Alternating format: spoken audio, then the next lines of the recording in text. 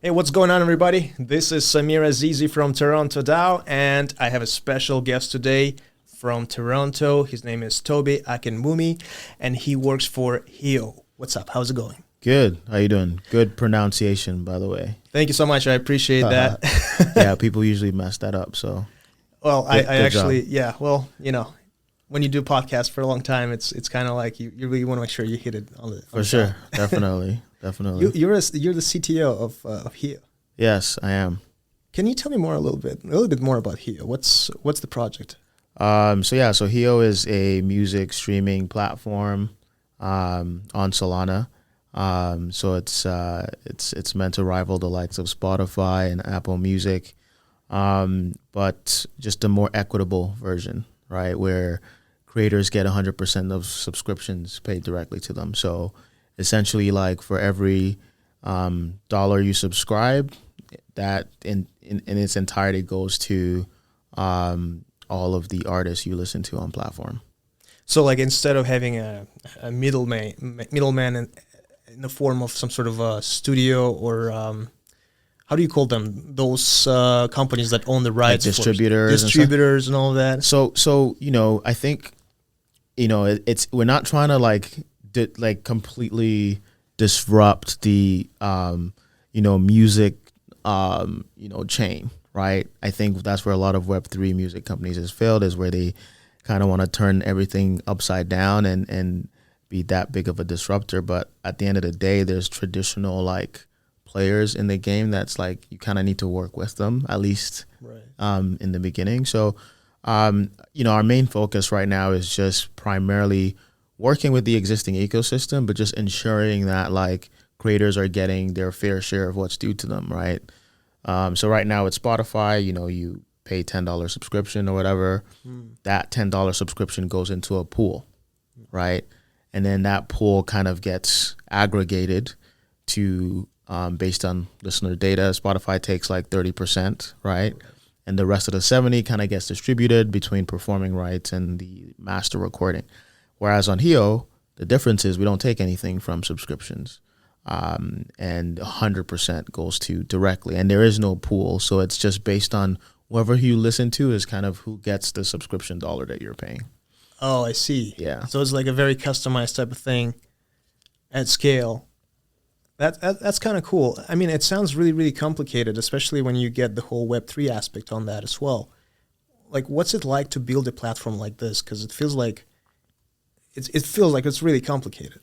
I mean, I think it's very hard generally with consumer products on Web3, on the Web3 side of things, just because, there's a lot of friction, especially with non-custodial wallets and onboarding new users to kind of use some of those Web3 tooling.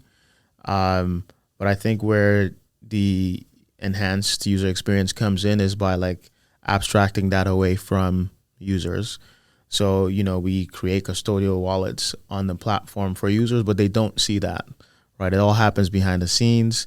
They don't need to store seed phrases or anything like that, right? It's just you log in like you would any other app with your email. Web2 style. Exactly. But, behind the scenes, whenever purchases are made, we handle all the minting on behalf of the users. We cover all the transaction fees. So I think, from a Web 2 to Web 3 integration perspective, I think we're a lot closer in kind of abstracting that away from users and just letting it just be about the experience the fans and artists are having. Yeah, right? Don't get distracted with all the wallet stuff. Just enjoy the music. Exactly. So I think, a lot of Web 3 products tend to just focus too much on the tooling and all of the things that you can do with creating a wallet and sovereignty of your own keys and blah blah blah. But the average consumer doesn't give a shit about that, So I'm with you. I'm with you. It's always for me. It's the UI problem is that sometimes you're adding a lot of Web3 stuff on top of something that really doesn't need it. Yeah. And as you said, in the case of HIO, for example, it's great to kind of have it somewhere behind the scenes. Yeah. So that the consumer just can focus on enjoying themselves. Exactly. Yeah. So I think that's the key. So for anyone building any consumer facing product, I think focusing on the core use cases and user experience as opposed to like the underlying technology, I think is what's key. Yeah. And like, I heard a lot that artists, when they hear about NFTs, for example, or any other Web3 stuff, they tend to like be very weary about this, and they're really not getting into it really deeply. Like they're not getting super excited about it, especially lately. So for HIO, and I know you're more on the technical side, but maybe you kind of like you're noticing this, like what's like to get artists onboarded on your platform, or do you even have to onboard them? Like, do they have to buy in personally into this? So I think there's like, the challenging thing is like you kind of have on both the artist and the fan side of things, you have your, Web2 artists who don't give a shit about Web3 NFTs or anything like that. And then you have the Web3 artists who like don't care about the Spotify and like they're kind of like over it. And then you have some artists that are kind of in the middle. They kind of want to dabble.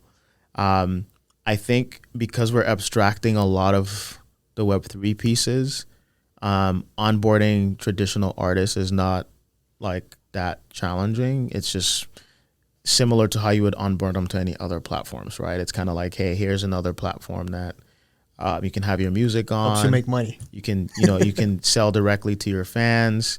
As we roll out subscriptions, you'll be able to get direct payments, from your fans, right? And I think where some of the traditional artists can potentially get excited, especially artists that have like diehard fans who, want exclusive content, and people use like Patreon or like OnlyFans, which is like obviously it's similar to Patreon. That's where you're paying for like paywalled content. Yeah, paywalled content, right? Artists can do the same thing now, where you can, on HIO, you can have gated content that's like, gated behind a token if you wanted to, right? And once again, that's abstracted from the user. But from their perspective, it's more about like, here's a platform that you can use to monetize your content before it hits potentially streaming platforms, or even if it's already on streaming platforms and fans want to reward your efforts directly, they can do that, right? So, I think it's not a tough sell from that perspective. But, I think some artists are also lazy. They don't want to like yet another platform and stuff like that, which is why we're also working with the traditional side of things, where you have to work with music distributors to get content and stuff like that. Right, at scale. Yeah, exactly.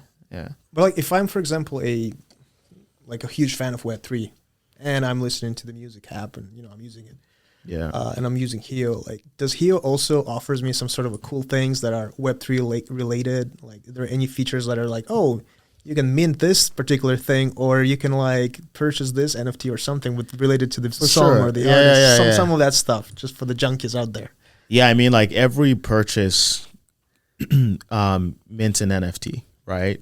So, which, is stored on the wallet that we create for you on platform. But you can also transfer that out of the platform if you have your own wallet. Let's say you have a Phantom wallet. You can transfer it to your Phantom wallet if you want, or leave it in app. So that's one thing. We also have the token that was launched a few months ago, in a reward system in app where it encourages users to kind of, if you listen to X amount of songs every week, you get rewarded. Oh, that's cool. With points. And certain activities you get rewarded with points, and eventually those points can be converted to token, which can then be monetized and sold on crypto markets, right? Sure. So if you're like a crypto head, like you want to like accumulate as many points as you want. Yeah. And there's some cool stuff we can play around with around that side of things as well. But that's kind of the idea for a lot of the Web3 native can get crazy really quick. Yeah. I'll get back to you on the token, but I wanted to ask you about the music industry in general and working in the music industries per se. Yeah. Like, have you ever met, like, I see you every Friday at the Vibe Station. You're just grinding. You're just like heads down, locked in. You're always, just out there. Yeah. I mean, it looks like it's stressful, but you're actually like, really kicking ass. But at the same time, like it's a music industry, there's like things happening. Like, have you ever imagined yourself working for a Web3/music industry before? And how's it different from, I guess, a traditional Web3 or traditional Web2 tech industry? I don't. I think the only difference is just the Web3 component. Like at the end of the day, because you know, and because of that component, it's challenging if you don't have like a clear goal that you want to like focus on. Because like I find like Web3 fans or users are incentivized differently than traditional users, right? When you look at like Web3 users, right? If you want to target, they're like folks that trade meme coins. They only care about like how to make money. Like that's what I felt like, you know, even when you go to these crypto conferences, right? It's, you know, it's not about, oh, this music is cool, like, or like I love this artist.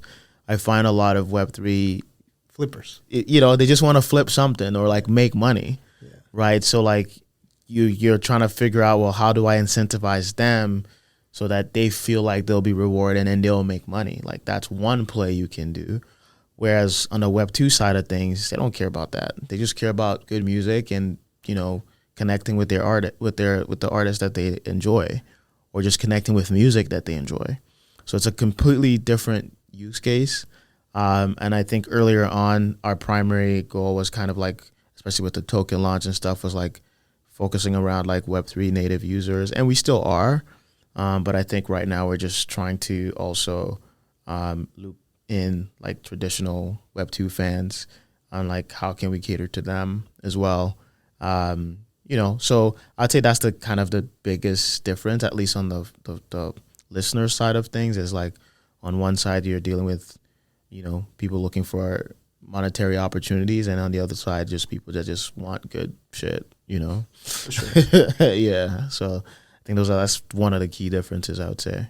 Do you feel like having a token now like added extra pressure on you guys? Like it feels like, oh, when it's just like Web3 and music, like it's so cool. Like we're just, you know, here to create great tech and people to listen to the music. But now there's talking on top of everything. And now you have to like check in on the price and stuff. I'm not sure how it's like, or is it like does it change? I don't look at the price, to be honest with you. Like, I think the weird thing with like the Web3 tokens, I feel like nowadays is like real projects, like compared to like the fake projects. And by fake projects, I mean like projects that don't make sense. Like pump and dump projects tend to like have these like meteoric like rise, and like obviously people get screwed where it's just like they just dump on a bunch of people. And but like there's projects that are trying to like create real value, and I feel like sometimes people just don't care about it because it's not like cool or something. I don't know, like, you know what I mean? Like like fart coin or something. Like, what utility does that have?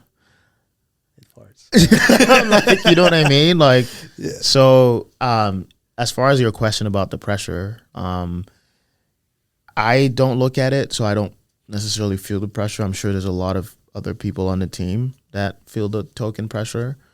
You know, I tend just, you know, like you see me on Fridays, right? I'm just always heads down coding. So like, it's like, you know, if folks from the team, we have a meeting and it's like, hey, we need to pivot on a technical direction or something, or product direction, then, you know, I can kind of have those conversations. But I don't, you can't let the token price dictate like your product strategy. 100%. Yeah.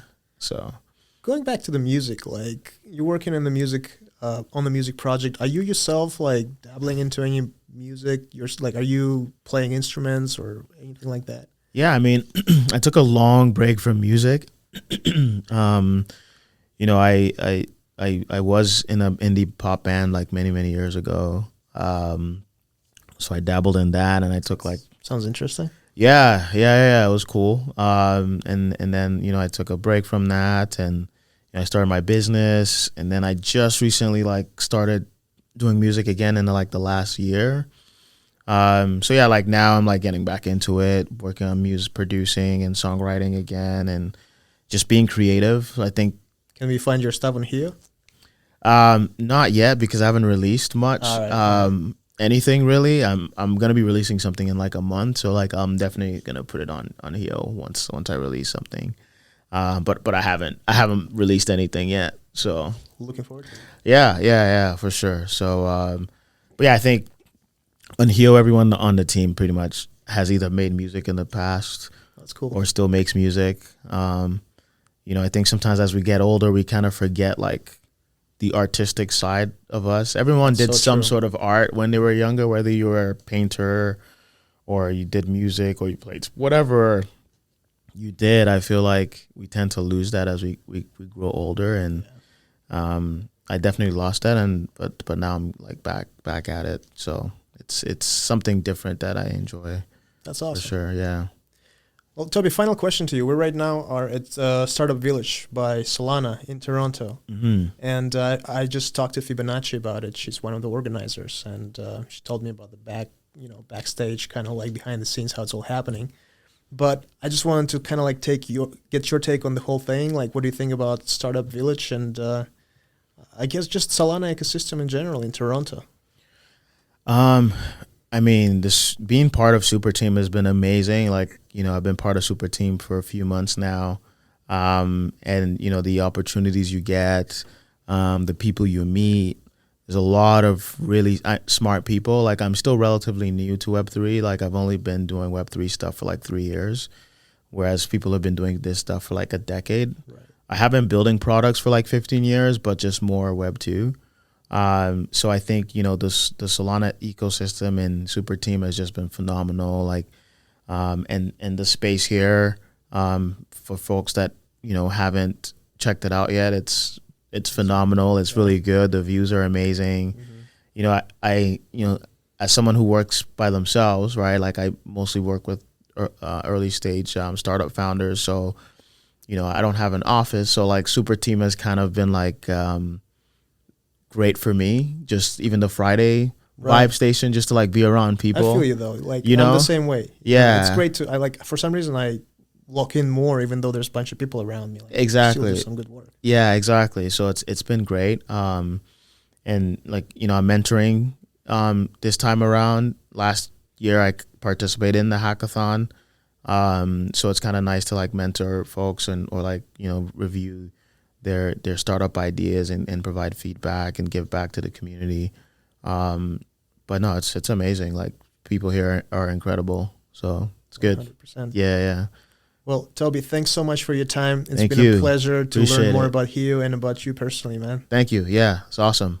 Appreciate it, man. Cool. Well, thank you. Yeah. And scene.